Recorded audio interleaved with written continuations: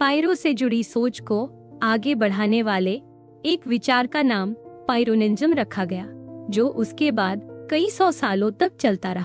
पायरोनिज्म Greece रोम के समय में शक करने वाली दो बड़ी सोचों में से एक थी। इसमें सबसे बड़ा सवाल ये है कि पायरो खुद बाद के पायरोनिज्म वाले शक की तरह सोचते थे या नहीं। बाद के लोगों ने खुद को पायरो से प्रेरित बताया और इसके कुछ सबूत भी मिलते हैं, लेकिन इसका मतलब ये नहीं कि पायरो की सोच पूरी तरह बाद वालों जैसी थी या खुद बाद के लोग ऐसा मानते थे। पायरो से जुड़े सबूत बहुत कम हैं, इसलिए उनकी असली सोच और रवैये को समझने के लिए हमें इन्हीं थोड़े से निशानों पर ध्यान देना पड़ता है। हम जैसे जैसे इन्हें समझेंगे वैसे वैसे पता चलेगा कि पायरो अपने समय के दूसरे दार्शनिकों से कैसे जुड़े हुए थे। पायरो करीब 365 से 360 के आसपास पैदा हुए थे और 275 से 270 के आसपास तक जिए। कई रिपोर्ट मिलती हैं कि उन्होंने किन किन दार्शनिकों से सीखा, लेकिन सबसे पक्की और अहम बात ये मानी जाती है कि वो एनेक्सार्कस नाम के दार्शनिक के साथ जुड़े थे। एनेक्सार्कस और कुछ दूसरे दार्शनिकों के साथ पायरो सिकंदर के भारत अभियान पर भी गए थे। कहा जाता है कि इस सफर के दौरान पायरो की मुलाकात कुछ नंगे साधुओं से हुई थी और शायद इस वजह से उनकी सोच में बदलाव आया, मगर इसका कोई साफ साफ सबूत नहीं है। भारत से लौटने के बाद पायरो ने अपनी अलग सोच अपनाई, जिससे कई लोग जुड़ गए, जिनमें टिमोन सबसे खास थे। एक घुमक्कर लेखक ने बताया है कि पायरो के अपने शहर में उनकी एक मूर्ति भी लगी थी। कहा जाता है कि उन्हें वहां का मुख्य पुजारी भी बनाया गया था और उनके सम्मान में दार्शनिकों को टैक्स से छूट भी मिल गई थी। ये बातें बताती है कि पायरो अपने इलाके में काफी मशहूर हो गए थे, मगर ऐसा नहीं लगता कि उनके बाद भी ये सोच आगे बढ़ती रही। असल में बहुत साल बाद पायरोनिज्म नाम से एक नया दार्शनिक रास्ता बना। पायरो ने खुद कोई लिखाई पढ़ाई नहीं की, इसलिए उनकी असली सोच दूसरों की बातों से ही पता चलती है और ये बातें भी अधूरी और कभी कभी गलत लगती हैं। पायरो के शिष्य टिमोन ने बहुत कुछ लिखा, लेकिन अब सिर्फ कुछ टुकड़े ही बचे हैं। माना जाता है कि बाद में जो भी बातें पायरो के बारे में सुनने को मिलती हैं, वो कहीं न कहीं टिमोन से ही निकली है, लेकिन ये पक्का नहीं कहा जा सकता। एक परेशानी ये भी है कि टिमोन खुद अपने गुरु के बहुत बड़े चाहने वाले थे, इसलिए वो जो भी लिखते हैं उसमें उनका अपनापन साफ झलकता है। टिमोन के ज्यादातर बचे हुए हिस्से उनकी एक कविता से जुड़े हैं, जिसमें वो दूसरे दार्शनिकों की खिंचाई करते हैं, न कि पायरो की सोच को सीधे सीधे बताते हैं। फिर भी पायरो के बारे में सबसे भरोसेमंद बातें टिमोन से ही मिलती हैं। टिमोन की सबसे अहम बात वो है जिसमें उन्होंने पायरो की आम सोच का हाल बताया है और इसे बाद में एक दूसरे दार्शनिक ने अपने शब्दों में लिखा है। माना जाता है कि पायरो की सोच को समझने के लिए यही सबसे जरूरी हिस्सा है, लेकिन इसमें भी परेशानी ये है कि कितनी बातें सच में पायरो की हैं और कितनी टिमोन ने अपनी तरफ से जोड़ दी हैं, ये साफ नहीं है। ये भी पायरो की सोच को समझने में एक मुश्किल है। पायरो के बारे में जो भी जानकारी मिलती है उसमें बहुत थोड़ी सी ही असली बातें हैं। सबसे पुराना और करीब का सोर्स एंटिगोनस नाम का एक इंसान है, जो पायरो के समय के आसपास ही था। पायरो की जिंदगी के बारे में जो किस्से सबसे ज्यादा सुनाए जाते हैं वो ज्यादातर इसी एंटिगोनस से आते हैं, लेकिन एंटिगोनस को बहुत संभल कर देखना चाहिए। वो खुद दार्शनिक नहीं था और उसकी दिलचस्पी भी दार्शनिक बातों में नहीं थी। उसकी बातें अक्सर मजेदार किस्सों जैसी लगती हैं। असली और भरोसेमंद जानकारी बहुत कम मिलती है। हो सकता है कि उसकी बातों में पायरो के बारे में कुछ सच्ची बातें हों, लेकिन इन पर पूरा भरोसा करना सही नहीं होगा। सीसेरो नाम के एक लेखक ने भी पायरो का कई बार जिक्र किया है।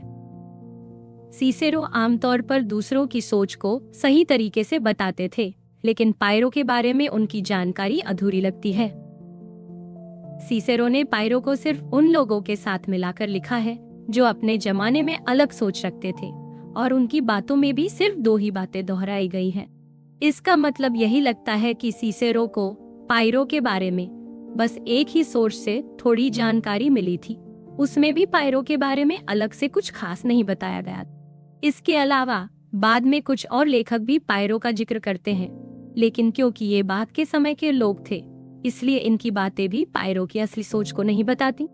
पायरो की सोच को समझने के लिए सबसे जरूरी है टिमोन की बातों का वो हिस्सा जिसे एरिस्टोक्लेस ने लिखा है। अगर ये हिस्सा पूरी तरह से पायरो की सोच बताता है तो बाकी सब बातों से ज्यादा भरोसेमंद है। लेकिन अगर इसमें टिमोन की अपनी सोच भी मिल गई है तो फिर बाकी बचे हुए सबूत भी ध्यान से देखने पड़ेंगे। फिर भी ये हिस्सा पायरो की सोच को समझने के लिए सबसे अहम है, इसलिए अब हम इसी की तरफ बढ़ते हैं। अब बात करते हैं कि एरिस्टोक्लेस की ये जानकारी कितनी अहम है। उसकी एक किताब के कुछ हिस्से एक और लेखक ने बाद में अपनी किताब में लिखे थे। इन हिस्सों में दार्शनिक सोच की बात की गई है, जिसमें यह भी बताया गया है कि कैसे कुछ सोचने वाले लोग इंसान की समझ पर सवाल उठाते हैं। इसमें पायरोनिज्म को भी गिना गया है और पायरो का नाम भी लिया गया है।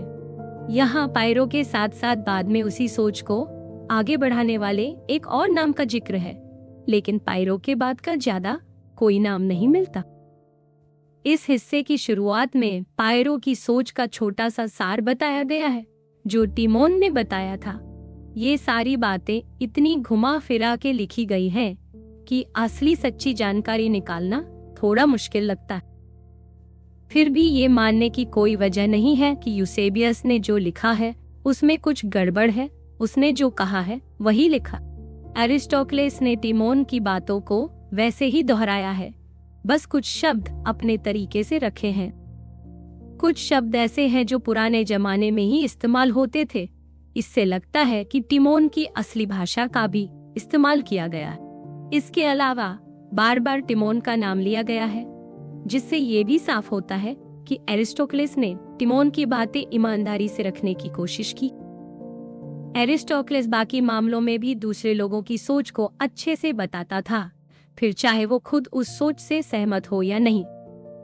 इसलिए ऐसा लगता है कि यहाँ भी उसने टिमोन की बातें सही लिखी होंगी। टिमोन की बातें पायरो के सबसे करीब हैं, लेकिन फिर भी ये पूरी तरह पक्का नहीं कहा जा सकता कि जो लिखा है वो 100% पायरो की सोच ही है या टिमोन ने अपनी तरफ से भी कुछ जोड़ दिया है। इस सब के अलावा भी एरिस्टोक्लेस के हिस्से को समझने को लेकर काफी मतभेद हैं। इसी वजह से पायरो की असली सोच के बारे में लोग अलग अलग राय रखते हैं।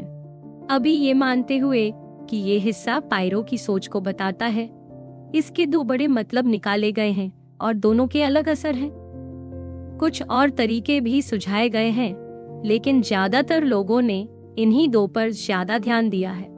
इसके बाद समझाया गया है कि कुछ जानकारों ने इस सोच पर सवाल क्यों उठाए हैं और अगर ऐसा हुआ तो पायरो और टिमोन के रिश्ते को समझने में क्या फर्क पड़ेगा। टिमोन के मुताबिक अगर इंसान को खुश रहना है तो 3 बातों पर ध्यान देना जरूरी है।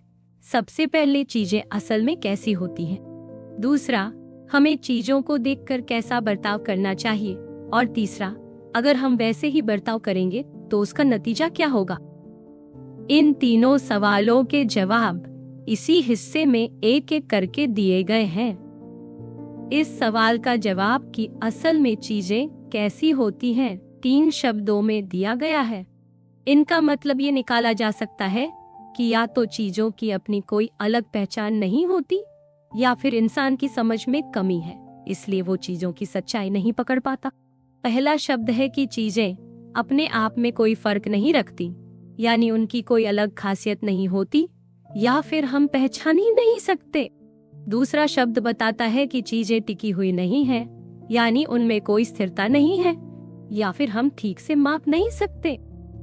तीसरा शब्द कहता है कि चीजें तय नहीं की जा सकती या फिर हम तय करने में असमर्थ हैं। कुल मिलाकर या तो चीजें असल में खुद में ऐसी हैं कि उनके बारे में पक्का कुछ नहीं कहा जा सकता या फिर हमारी समझ इतनी कमजोर है कि हम उनकी असली सच्चाई जान ही नहीं सकते। इन दो सोचों को यहाँ नाम दिया गया है। एक है कि चीजों की अपनी सच्चाई है और दूसरी है कि इंसान बस उन्हें समझ नहीं सकता। अगर पहले तरीके से देखें तो पायरो ऐसे इंसान लगते हैं जो शक करने वाले नहीं थे। वो चीजों के बारे में एक मजबूत राय रखते थे, जबकि बाद में जो लोग शक करने वाले कहलाए वो ऐसी राय बनाने से बचते थे। दूसरे तरीके से देखें तो पायरो उन लोगों के करीब दिखते हैं जो बाद में शक की सोच को आगे बढ़ाते हैं। यहाँ भी फर्क है, क्योंकि पायरो ये नहीं कहते कि हम बस कोशिश में नाकाम रहे हैं। वो साफ कहते हैं कि इंसान कभी भी असली सच्चाई नहीं पकड़ सकता। इस तरह देखा जाए तो पायरो बाद के शक करने वालों से थोड़े अलग तो थे, लेकिन उनकी सोच में शुरुआती झलक जरूर थी।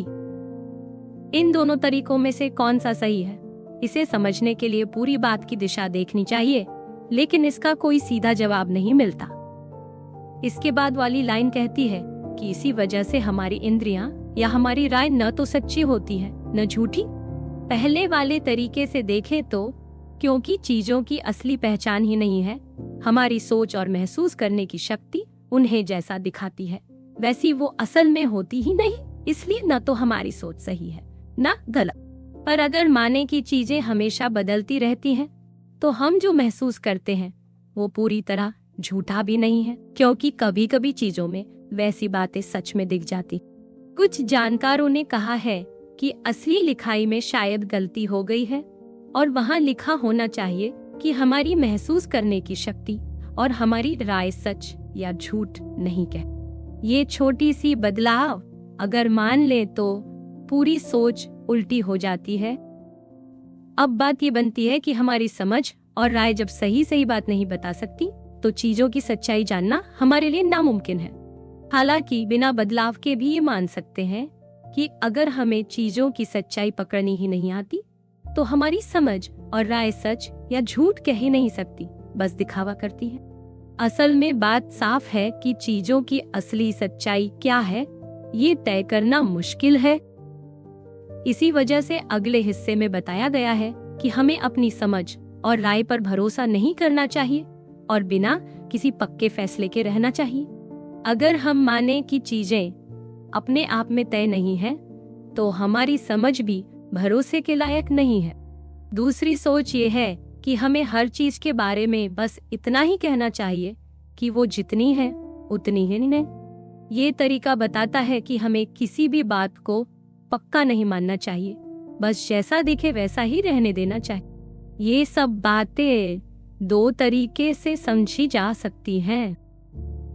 एक तो ये कि चीजों की असली पहचान ही नहीं है, इसलिए हमें भी किसी बात पर अड़ना नहीं चाहिए। दूसरी ये कि हमारी समझ इतनी कमजोर है कि हम किसी भी चीज के बारे में कोई पक्का फैसला नहीं कर सकते। ऐसे में सबसे अच्छा तरीका यही है कि हम किसी भी चीज को लेकर मन में कोई राय न बनाएं और जैसा दिखे उसे वैसे ही मान लें। यही तरीका आगे चलकर शक करने वालों की सोच का हिस्सा बना। आखिर में तीसरे सवाल का जवाब ये है कि जब इंसान किसी भी बात पर अपनी कोई पक्की राय नहीं बनाता, तो सबसे पहले उसे एक तरह की चुप्पी या खामोशी मिलती है और उसके बाद मन की पूरी शांति। मन की शांति का मतलब है कि इंसान की सारी चिंता और परेशानियां खत्म हो जाती हैं, जैसा कि बाद में पायरो की सोच को अपनाने वाले लोग भी कहते रहे।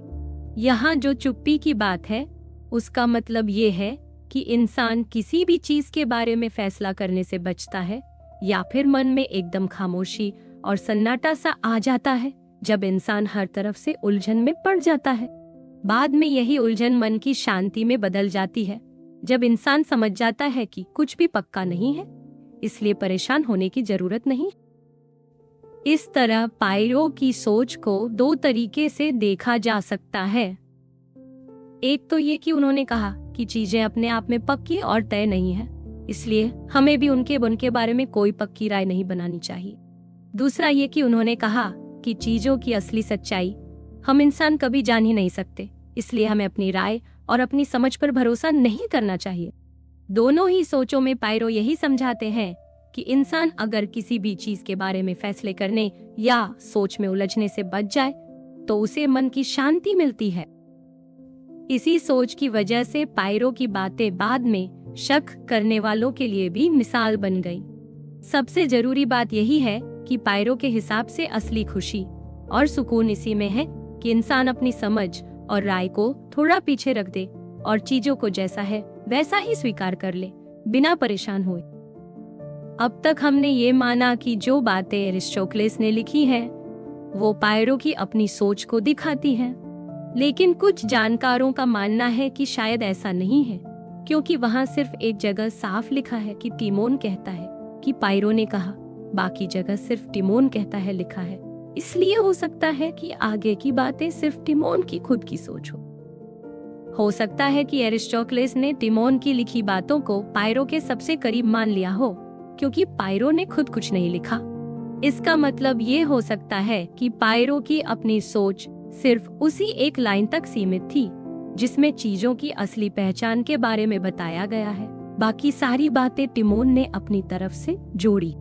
अगर पायरो का योगदान बस इतना ही था, तो भी वही सवाल रहेगा कि वो चीजों की असली पहचान के बारे में क्या सोचते थे।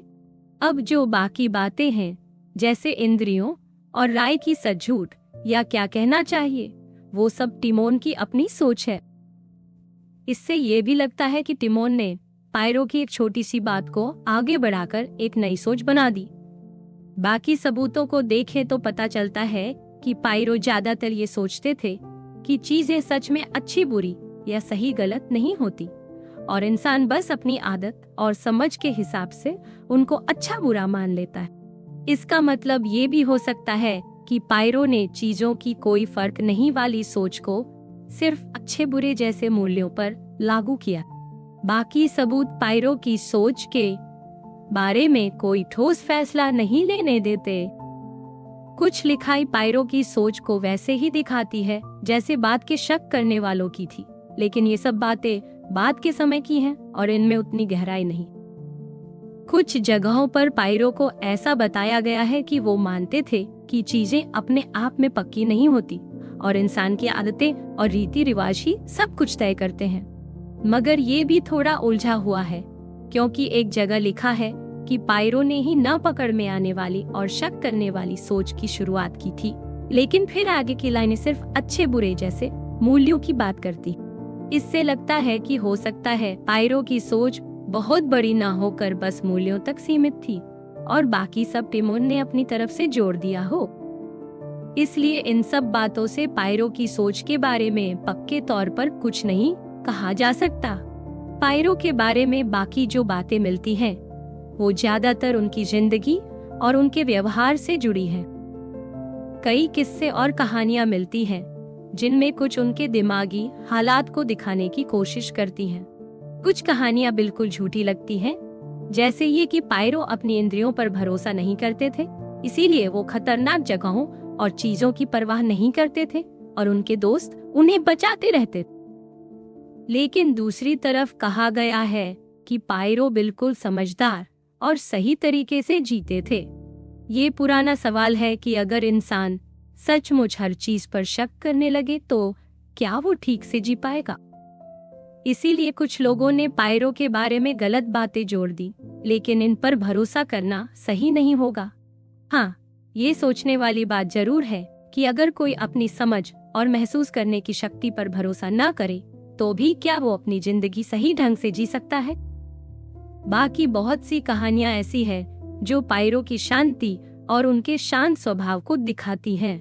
मुश्किल से मुश्किल हालत में भी वो शांत और बेफिक्र रहते थे, चाहे कोई भी परेशानी आ जाए। कई बार तो दर्द में भी वो बिल्कुल नहीं घबराते थे और तूफान में भी उनका मन शांत रहता था। हालांकि अगर कोई मुश्किल उनसे बची जा सकती थी तो वो बचने की कोशिश जरूर करते थे, लेकिन परेशानी आने पर घबराते नहीं थे। पायरो समाज के बनावटी नियमों की भी परवाह नहीं करते थे। वो अकेले घूमते रहते थे, छोटे छोटे काम खुद करते थे जिन्हें आम लोग छोटे समझते हैं, जैसे घर का काम या जानवरों की सफाई। उन्हें इस बात की भी फिक्र नहीं थी कि लोग क्या सोचेंगे। उनकी यही सोच थी कि आम लोग अपने नियम और आदतों के हिसाब से काम करते हैं, लेकिन पायरो खुद को इन सब से अलग रखते थे। टिमोन की लिखी हुई कुछ बातें भी यही बताती हैं कि पायरो हमेशा अंदर से शांत रहते थे। इसकी वजह ये थी कि वो बाकी दार्शनिकों की तरह बहस या सोच विचार में नहीं उलझते थे। बाकी लोग परेशान रहते हैं कि दुनिया कैसे चलती है या दूसरों को अपनी बात कैसे मनवाएं, लेकिन पायरो को इन सब चीजों से कोई फर्क नहीं पड़ता था। हर एक छोटी छोटी बात को सच मान लेना सही नहीं है, क्योंकि कुछ बातें बढ़ा चढ़ाकर या आदर्श बनाकर बताई गई होंगी। फिर भी इन सब को मिलाकर एक ऐसी तस्वीर बनती है जिसमें पायरो अपने आप में बहुत शांत, बेफिक्र और हर हाल में संतुलित इंसान नजर आते हैं, और शायद इसी वजह से लोग उन्हें याद भी रखते हैं। पायरो के स्वभाव और उनकी सोच के बीच जो रिश्ता है वो असल में मन की शांति का ही है। पायरो हमेशा शांत और बेफिक्र रहते थे, और यही वो शांति है जिसका वादा उनकी सोच में भी किया गया, चाहे ये तरीका टिमोन ने समझाया हो या पायरो ने खुद कहा हो। लेकिन मन की शांति पायरो की जिंदगी का असली मकसद। सवाल ये है कि आखिर पायरो जैसी सोच रखने से मन को शांति क्यों मिलती है और उनकी शांति आम लोगों से अलग क्यों थी? असल में अगर कोई इंसान किसी भी चीज के बारे में ये मानना छोड़ दे कि वो असली में बहुत अच्छी है या बहुत बुरी है, तो वो उस चीज के होने या ना होने की चिंता ही नहीं। न तो उसे कोई चीज खोने का डर रहता है, न पाने की खुशी। ऐसे में छोटी बड़ी परेशानियों से भी फर्क नहीं पड़ता और मन अपने आप शांत हो जाता है। यही सोच पायरो की थी, चाहे वो चीजों के बारे में कुछ पक्का न मानना हो या इंसानी समझ पर शक करना हो। इसी वजह से पायरो को बाहर की किसी भी बात से ज्यादा फर्क नहीं पड़ता था, और न ही वो किसी चीज को पाने या बचाने के पीछे भागते थे। दूसरी बात यह है कि पायरो बहस या सोच विचार में नहीं उलझते थे। अगर पायरो की सोच सिर्फ अच्छे बुरे जैसे सवालों तक सीमित थी, तो वो इन्हीं बातों में रहते थे और ज्यादा गहरी बातें उनके लिए मायने नहीं रखती। लेकिन अगर पायरो सच में मानते थे कि चीजों की असली पहचान पक्की नहीं है, तो उनका मानना था कि दुनिया के बारे में सच्चाई खोजने की कोशिश ही बेकार है, क्योंकि अगर चीजें कभी तय ही नहीं होती तो उन्हें समझने की कोशिश करना भी बेकार है। इसलिए पायरो बहस और सोच में नहीं उलझते थे, क्योंकि उनका मानना था कि इससे किसी को भी सच नहीं मिलेगा, उल्टा मन ही परेशान होगा। टिमोन की कुछ बातें भी यही दिखाती हैं कि पायरो हर तरह की सोच और तर्क वितर्क से दूर रहते थे। पायरो को बस मन की शांति चाहिए थी, और इसी वजह से उन्होंने न किसी बात पर राय बनाई, न किसी चीज के पीछे भागे, न ही किसी से अपनी बात मनवाने की चिंता। यही वजह थी कि उनका मन बाकी लोगों से बहुत अलग और शांत रहता था। यहाँ पायरो और बाद में आइशक की सोच में एक फर्क साफ दिखता है। बाद के लोग बहस करने और दोनों तरफ की दलीलें सुनने में भरोसा रखते थे, जिससे इंसान हर मुद्दे पर कोई पक्का फैसला ना ले सके, और इसी वजह से मन की शांति मिलती। लेकिन पायरो खुद बहस वितर्क में नहीं पड़ते थे। उनका सुकून इस बात से आता था कि उन्होंने चीजों के बारे में अपनी सोच एक जगह पर रोक दी। वो ये मानते थे कि चीजें जैसी दिखती हैं वैसी है या नहीं, इसका पता चलना नामुमकिन है, और यही सोच उन्हें अंदर से शांत रखती थी। पायरो को आम लोगों की तरह किसी चीज को लेकर ज्यादा चिंता नहीं होती थी, लेकिन सवाल ये है कि जब कोई इंसान हर चीज को लेकर इतना बेपरवाह हो जाए तो वो फैसले कैसे लेता है। अगर उन पर भरोसा करें कि पायरो पागल जैसे थे और दूसरों की मदद के बिना कुछ कर ही नहीं सकते थे, तो ये बात समझ नहीं आती। लेकिन कुछ सबूत बताते हैं कि पायरो या उनके बाद के लोग जैसे टिमोन इस बात पर भरोसा करते थे कि इंसान जैसा देखता और महसूस करता है, उसी हिसाब से अपने रोजमर्रा के फैसले ले सकता, यानी अपनी आदत और दिखावे के हिसाब से ही इंसान चल सकता है। लेकिन इसका मतलब ये नहीं है कि वो चीजों की असली सच्चाई को मानता है। बाद में शक करने वाले दार्शनिक ये भी मानते थे कि इंसान के फैसले उसकी आदतों, समाज के नियमों और दिखावे पर ही चलते हैं। लेकिन पायरो समाज की कई परंपराओं से अलग थे और अपनी ही दुनिया में रहते थे। इसलिए ये नहीं कहा जा सकता कि पायरो के लिए दिखावट में क्या क्या आता था। पर इतना जरूर है कि वो अपनी समझ और इंद्रियों पर सोचने समझने के लिए भरोसा नहीं करते थे। बस जैसा सामने दिखे उसी के मुताबिक चलते थे। टिमोन की एक और कविता में ईश्वर और अच्छाई की असली पहचान की बात की गई है, लेकिन इसे किस तरह समझा जाए इस पर लोगों की अलग अलग राय है। कुछ मानते हैं कि इसमें कहा गया है कि ईश्वर और अच्छाई हमेशा रहते हैं और इंसान को असली शांति उन्हीं से मिलती है। कुछ के हिसाब से हर वक्त ईश्वर और अच्छाई का मतलब वही है जिससे इंसान का मन सबसे ज्यादा शांत होता है। इन लाइनों का मतलब क्या है, इस पर लोगों में काफी मतभेद है। ये भी पक्का नहीं है कि ये पायरो की सोच है या टिमोन की अपनी बात, पर यह जरूर दिखता है कि असली शांति और अच्छाई को लेकर पायरो की सोच आम लोगों से अलग थी। अगर दूसरी लाइन को इस तरह समझा जाए कि इसमें चीजों की अपनी कोई पक्की पहचान बताई गई है, तो ये पायरो की बाकी सोच से बिल्कुल अलग लगती। अगर ऐसा माने कि बोलने वाला खुद को सच्चाई का मालिक मानता है, तो ये पायरो के बाकी विचारों से और भी ज्यादा उलझ जाता है। और अगर हल्के तरीके से देखें, मतलब ये कि सिर्फ अपनी नजर से चीजों को बता रहा है, तब भी ईश्वर और अच्छाई की असली पहचान वाली बात बाकी पायरो की सोच से मेल नहीं खाती। कुछ लोगों ने ये भी कहा कि शायद पायरो ने ईश्वर और अच्छाई के मामले में अलग सोच रखी थी, लेकिन इसकी कोई पक्की वजह नहीं दिखती और ज्यादातर लोग इसे नहीं मानते।